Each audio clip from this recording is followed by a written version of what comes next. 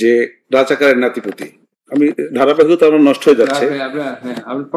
না না, রাজাকারের নাতিপুতির প্রসঙ্গে মাই লর্ডশিপ যখন প্রশ্ন উঠছে, আমার বক্তব্য হলো এই, আমি সাক্ষীদেরকে যারা আন্দোলনকারী হিসাবে মাননীয় ট্রাইব্যুনালে সব সাক্ষী এসছে, প্রায় সব সাক্ষীকে আমি জিজ্ঞাসা করেছি যে তারা কি রাজাকারের নাতিপুতি কিনা বা সন্তান কিনা, তারা প্রত্যেকেই অস্বীকার করেছে। এই যে এইখানে এই জায়গাটা আমি এই সাজেশনও দিয়েছি যে ছাত্র জনতারা তারা এই জিনিসটা প্রাইম মিনিস্টারের বক্তব্যটা বুঝতে ভুল করেছে। রাজাকারের প্রতি যে ঘৃণা মাননীয় প্রাইম মিনিস্টার, সেখানেও আসতেছি আমি। ওরা বিষয়টা দাঁড়ালো এইখানে যে রাজাকারের নাতিপুতিরা পাবে, মুক্তিযোদ্ধার সন্তানরা পাবে না।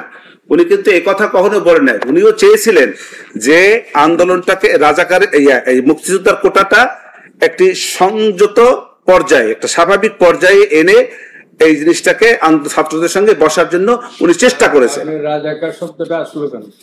রাজাকার শব্দটা আসছে এই জন্য, যেহেতু মুক্তিযোদ্ধার প্রশ্ন আসছে, সেই জন্য বিপরীত রাজাকার আসছে।